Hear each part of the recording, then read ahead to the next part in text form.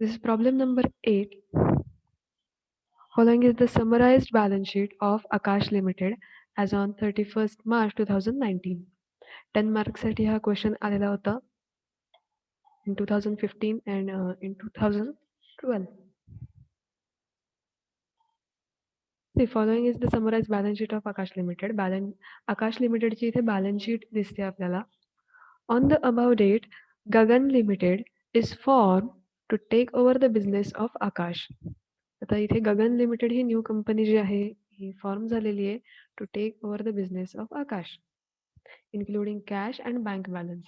त्यांनी आकाश लिमिटेडचा जो बिझनेस आहे हा टेक ओव्हर केलेला आहे. The following terms and conditions, हे काही टर्म्स अँड कंडिशन्स इथे दिलेले आहेत. Stock is taken over at ₹60,000. जो स्टॉक आहे 80,000चा तो 60,000ला त्यांनी घेतलेला आहे. Then furniture and fittings taken over at 1,40,000. Furniture जे आहे 1,40,000ला टेकन ओव्हर केलं आहे. फर्निचरची बुक व्हॅल्यू दिसते 1,60,000, बट परचेस कन्सिडरेशनमध्ये आपण ॲग्रीड व्हॅल्यूज घेणार आहोत आणि ज्यांच्या ॲग्रीड व्हॅल्यूज नाही आहेत त्यांच्या बुक व्हॅल्यूज आपण घेणार आहोत. Trade receivable are taken over and subject to reserve for bad dates.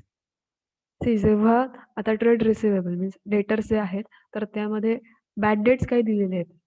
Trade रिसिवेबलची value दिसते 1,50,000, but here is bad debts 10,000. आता इथे बॅड डेट्स 10,000 जेव्हा दिलेले असतात तेव्हा परचेस कन्सिडरेशनमध्ये जेव्हा नेट ॲसेट या मेथडने आपण परचेस कन्सिडरेशन कॅल्क्युलेट करतो तर तेव्हा तुम्ही डेटर्समधून डायरेक्टली बॅड डेट्स लेस करून अमाऊंट जी आहे फायनल अमाऊंट ती तुम्ही आउटर कॉलमला घेऊ शकता, किंवा डेटर्स जे आहेत आता इथे डेटर्स किंवा ट्रेड रिसिवेबल हे 1,50,000 दिसतात, ते ॲसेट्समध्ये 1,50,000 घ्यायचे अँड लायबिलिटीजमध्ये RDD हेडिंग अंडर इथे जे बॅड डेट्स आहे ही तुम्ही घेऊ शकता. मग दोन्ही प्रकारात जे कन्व्हिनियंट वाटेल तसं तुम्ही घ्यायचं. Then land and building is taken over by Gagan Limited, 20 lakh. Land and building 7,70,000 ची होती, बट इथे टेकन ओव्हर करताना 20 lakh अमाऊंट त्याची दिली आहे agreed value. Then statutory reserve is required to be maintained for one more year. जो statutory reserve आहे तर स्टॅच्युटरी रिझर्व्ह रिलेटेड इथे इन्फॉर्मेशन दिले is required to maintain for 1 more year. जो स्टॅच्युटरी रिझर्व्ह आहे हा मेंटेन करायचा आहे for more 1 year. Next is goodwill is valued and taken over at 4 lakh. आता गुडविल इथे ॲसेट साईडला कुठेही दिसत नाहीये, पण इथे ॲडजस्टमेंटमध्ये दिलेलं आहे. सो परचेस कन्सिडरेशन कॅल्क्युलेट करताना आपल्याला गुडविल सुद्धा घ्यायचं आहे त्यामध्ये. Next is 90% of purchase consideration is settled by issuing equity shares in Gagan Limited. जे परचेस कन्सिडरेशन आपण फाइंड आउट करणार आहोत, कॅल्क्युलेट करणार आहोत, त्यातले 90% जे कन्सिडरेशन आहे हे इक्विटी शेअर इश्यू करून त्यांना द्यायचं आहे. म्हणजे गगन लिमिटेड जी परचेस कन्सिडरेशन देणार आहे आकाश लिमिटेडला, ओल्ड कंपनीला, तर त्या परचेस कन्सिडरेशनपैकी 90% जे परचेस कन्सिडरेशन आहे PC जे आहे हे इक्विटी शेअर्समध्ये डिस्चार्ज करायचं आहे. अँड जे रिमेनिंग 10% आहेत, the balance of 10% PC is settled in cash. मग 10% जी व्हॅल्यू आहे 10% जी काही अमाऊंट आहे ही त्यांना कॅशमध्ये द्यायची आहे आणि 90% जी आहे ती इक्विटी शेअर्समध्ये द्यायची आहे. Gagan limited issued 12% 80,000 preference shares of ₹10 each at ₹9. Gagan लिमिटेडने प्रेफरन्स शेअर्स आहेत हे इश्यू केलेत. ₹10चा एक शेअर होता, बट त्यांनी ₹9 per share fully paid. So इथे डिस्काउंट दिलेला आहे, त्याची एक जर्नल एंट्री आपल्याला करावी लागणार आहे. You are required to prepare purchase consideration and then we have to pass the journal entries in the books of Gagan Limited. मग आपल्याला purchase consideration find out करायचं आहे and then we have to pass the journal entries in the books of Gagan Limited. आता Gagan limited and Akash limited. Gagan limited ही new company आहे. ही new company कशी form झाली तर आकाश लिमिटेड ही कंपनी टेक ओव्हर करून घेतल्यामुळे इथे गगन लिमिटेड जे ही फॉर्म झालेली आहे. So Akash limited old company, Gagan limited new company. So we need to find out purchase consideration. This is the calculation of purchase consideration. आपण purchase consideration net asset method ने काढणार आहोत, find out करणार आहोत. Because इथे agreed values आपल्याला दिसतात. agreed values आहेत. नेट ॲसेट मेथडने परचेस कन्सिडरेशन फाइंड आउट करताना फर्स्ट ज्या ॲसेट टेकन ओव्हर केलेले आहेत त्यांची टोटल घ्यायची आहे लेस लायबिलिटीज टेकन ओव्हर त्यातून ज्या लायबिलिटीज टेकन ओव्हर केल्या त्या लेस करायच्या then we will get our net asset तेव्हा आपल्याला नेट ॲसेट जे आहे हे मिळणार किंवा आपलं जे परचेस कन्सिडरेशन आहे हे मिळणार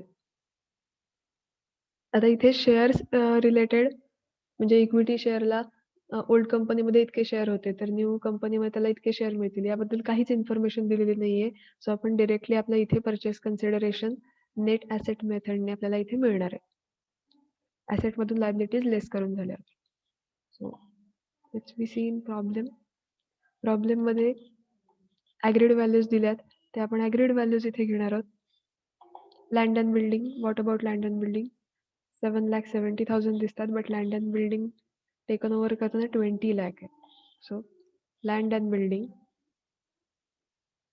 20 lakh फर्निचर अँड फिटिंग्स 1,60,000 दिसतात बट इथे ॲडजस्टमेंटमध्ये दिलं आहे furniture and fittings taken over at 1,40,000 so आपण ॲग्रीड व्हॅल्यू घेणार आहोत ॲग्रीड व्हॅल्यूज मीन्स ॲडजस्टमेंटमध्ये ज्या काही व्हॅल्यूज दिल्यात त्या and book values means balance शीटमध्ये दिलेल्या असतात त्या values So furniture and fittings 1,40,000. Furniture 1,40,000. Next is stock. What about stock? Stock is taken over at rupees 60,000. So आपण 60,000 व्हॅल्यू घेणार आहोत ॲग्रीड व्हॅल्यू त्याची जी आहे ती so stock 60,000. Next is trade receivable. See, trade receivable 1,50,000. Trade receivable is taken over subject to reserve for bad debts. आता इथे RDD दिसते आपल्याला 10,000. ती परचेस कन्सिडरेशन मध्ये इथे ट्रेड रिसिवेबल 1,50,000 घेतलाय आता इथे डिरेक्टली तुम्ही 1,50,000 मधून 10,000 लेस करून 1,40,000 इथे आउटर कॉलमला अमाऊंट घेऊ शकता असंही कॅल्क्युलेशन आपल्याला करता येईल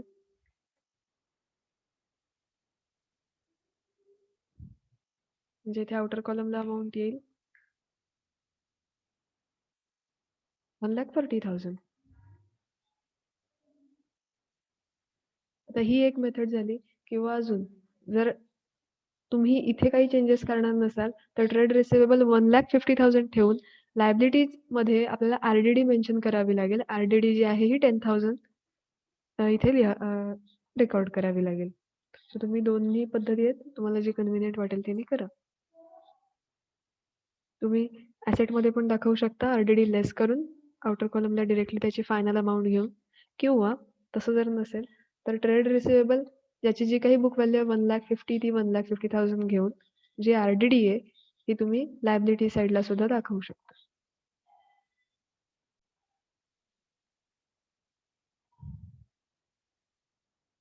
next is cash and bank balance. See, cash and bank balance 4,40,000. Purchase consideration मध्ये आपण घेतोय cash and bank balance. See here, include business take over including cash and bank balance. So आपण cash and bank balance सुद्धा घेतोय इथे. त्यांची total जी आहे आपल्याला करायची आहे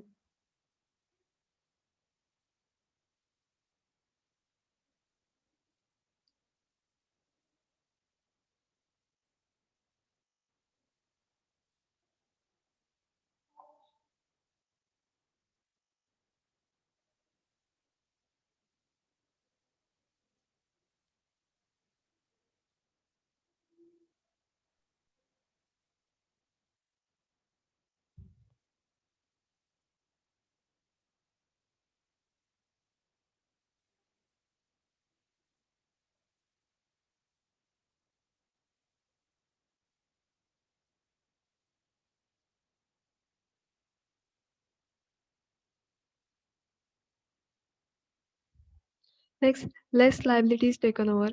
ज्या लायबिलिटीज टेकन ओव्हर केलेल्या आहेत त्या लेस करायच्या. Since liabilities side trade payable is here. Trade payable दिलेलं आहे 1,80,000. सो आपण ते लायबिलिटीजमध्ये रेकॉर्ड करणार आहोत. Less liabilities taken over trade payable 1,80,000. First इथे आपण ॲसेट टेकन ओव्हर ज्या केल्यात त्यांची टोटल घेतली आहे इथे आउटर कॉलमला. अँड देन लायबिलिटीज ज्या टेकन ओव्हर केल्यात त्यांचे टोटल घ्यायचे outer कॉलमला.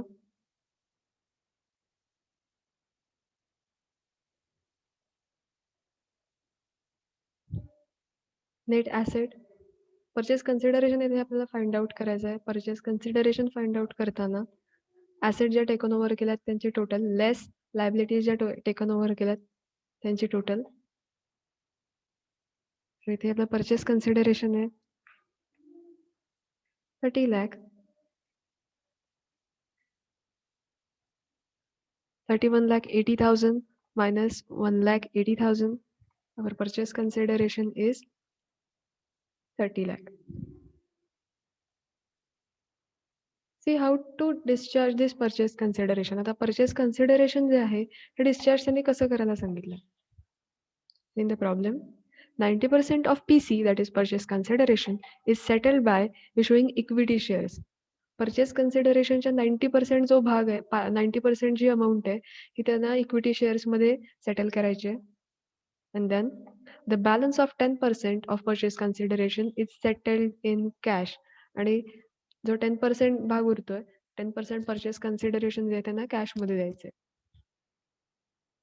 See here is purchase consideration discharge 90% settle in equity shares. आता 90% means 30 लाखच्या 90% आपल्याला अमाऊंट इथे फाइंड आउट करायची आहे. 90% on 30 lakh. 30 लाखच्या 90% अमाऊंट येते 27 लाख.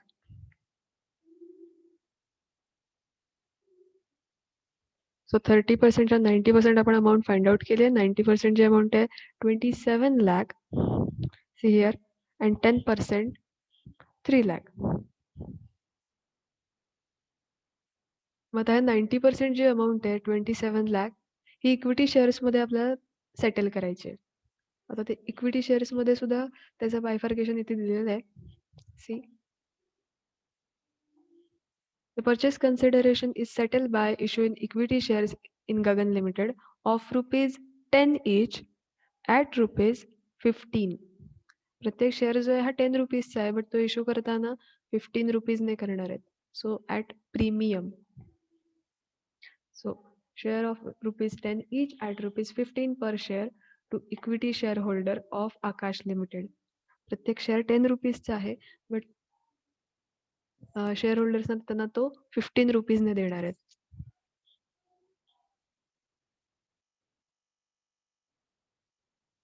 इथे 27 लाख जे आहेत त्याचे नंबर ऑफ इक्विटी शेअर्स आपल्याला इथे फाइंड आउट करायचे आहेत. So number of equity shares of rupees 10 each at rupees 15 means 10 रुपीजचा जो शेअर आहे हा 15 रुपीजने ते इश्यू करणार आहेत. आता नंबर ऑफ शेअर्स आपल्याला फाइंड आउट करायचे आहेत. मग नंबर ऑफ शेअर्स कसे फाइंड आउट करणार. तर जेवढं काही शेअर कॅपिटल इथे दिसतंय equity share capital 27 lakh divided by 15. आता हे 15 का बिकॉज 10 रुपीजचा शेअर आहे बट ते इश्यू करताना 15 रुपीजने प्रीमियमने देणार आहेत. That's why. So our number of share is 27 lakh divided by 15 rupees,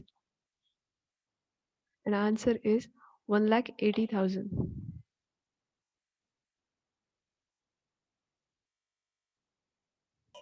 So 1,80,000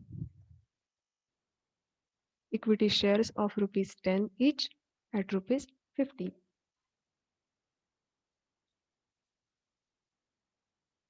आता याचं बायफर्गेशन आपल्याला कसं करायचं बिकॉज जर्नल एंट्रीज आपल्याला पास करायचे.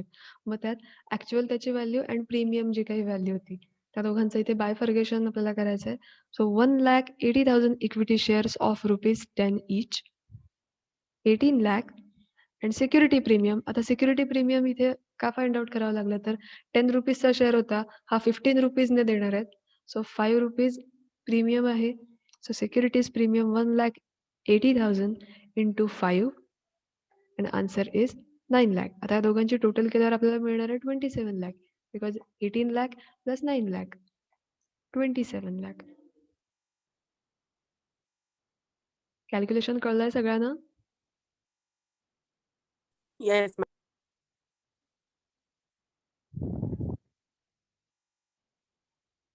Okay.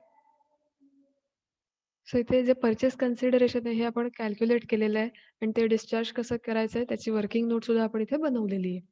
Now we have to pass the journal entries. आपल्याला जर्नल एंट्रीज पास करायचे आहेत. लक्षात घ्या जेव्हा न्यू कंपनीच्या बुक्समध्ये जर्नल एंट्रीज आपल्याला पास करायच्या आहेत. एक सिक्वेन्स आहे. फर्स्ट बिझनेस पर्चेसची आपल्याला एंट्री करायची आहे. बिझनेस पर्चेस बिकॉज गगन लिमिटेडने आकाश लिमिटेड कंपनीचा बिझनेस हा टेक ओव्हर केलाय. सो इथे बिझनेस परचेस केल्याची फर्स्ट एंट्री येणार. Business purchase account debit to liquidator of Akash limited. Akash limited ही लिक्विडेट होतीये, ओल्ड कंपनी आहे, तर त्याला क्रेडिट दिलेलं आहे. Business purchase debit to Akash limited. Second entry जी आपली असते ही ॲसेट लायबिलिटीज टेकन ओव्हरची असते. सेकंड एंट्रीमध्ये ज्या ॲसेट टेकन ओव्हर केल्यात आणि ज्या लायबिलिटीज टेकन ओव्हर केल्यात त्याची एंट्री करायची आहे. अँड थर्ड एंट्री जी आहे ही पीसी परचेस कन्सिडरेशन. आपण परचेस कन्सिडरेशन कसं सेटल करतोय, कसं परचेस कन्सिडरेशन आपण कसं देतोय, म्हणजे इथे 90% इक्विटी शेअरमध्ये दिलं जातंय आणि 10% जे उरलेले आहेत, आता 10% म्हणजे सी हिअर 10% 30 लाखाच्या. सो 3 लाख हे कॅशमध्ये द्यायचे आहेत. मध्ये आपण शेअरमध्ये किती देतोय, कॅशमध्ये किती देतोय. सो ह्या 3 एंट्र्या पहिल्या असणार आहेत न्यू कंपनीच्या बुक्समध्ये. सो हे स्ट्रक्चर जे आहे अँड देन त्यामध्ये जसे काही व्हेरिएशन्स असतील, प्रॉब्लेममध्ये चेंजेस असतील, तशा बाकीच्या एंट्रीज पुढच्या बदलत जाणार आहेत. See journal entries in the books of Gagan limited. First entry business परचेसची आपल्याला करायची आहे. Business purchase account debit to liquidators of Akash limited. Business purchase केलाय, मग तो परचेस करण्यासाठी परचेस कन्सिडरेशन किती लागतं, तर 30 lakh. So business purchase 30 lakh to liquidators of Akash limited 30 lakh. Business purchase केल्याची entry. Being purchase consideration payable to Akash. Second entry असते आपली ॲसेट लायबिलिटीज टेकन ओव्हर ज्या केल्यात त्याची सेकंड एंट्री करायची. So goodwill account debit. See here प्रॉब्लेममध्ये गुडविल सुद्धा दिलेलं आहे. Goodwill is valued and taken over at 4 lakh. इथे बॅलन्स शीटला कुठे इथे गुडविल दिसत नाहीये, बट ॲडजस्टमेंटमध्ये सांगितलंय. सो आपण परचेस कन्सिडरेशनमध्ये इथे गुडविल सुद्धा घेतलेलं आहे. Goodwill 4 lakh. So asset liabilities taken over करताना ज्या ॲसेट टेकन ओव्हर केल्यात त्यांना डेबिट द्यायचे आणि ज्या लायबिलिटीज टेकन ओव्हर केल्यात त्यांना क्रेडिट द्यायचे आणि त्याच्यासोबत जो बिझनेस परचेस केलेला आहे, म्हणजे आपण जे परचेस कन्सिडरेशन फाइंड आउट केलंय ते सुद्धा क्रेडिटमध्ये इथे घ्यायचं आहे. So goodwill account debit, land and building account debit, furniture and fittings account debit, stock debit, then trade receivable debit. आता इथे ट्रेड रिसिवेबलची जेवढी बुक व्हॅल्यू होती 1,50,000 ती इथे घेतलेली आहे आणि ज्या बॅड डेट्स होती, बॅड डेट्स आपण परचेस कन्सिडरेशनला ट्रेड रिसिवेबलमधून लेस केली आहे, पण इथे दाखवताना त्यांनी RDD लायबिलिटीज म्हणून दाखवली. तसंही करून चालतं किंवा डिरेक्टली फायनल अमाऊंट तुम्ही इथे घेतलीत तरीही चालते. आता इथे बायफर्केशन दाखवलं, सो आपण तसं बघूया. ट्रेड रिसिवेबल 1,50,000 आणि इथे RDDJ ही इथे क्रेडिट केली आहे 10,000ची. म्हणजे हिशोब सेम होतो, फक्त इथे बायफर्केशन दाखवलं.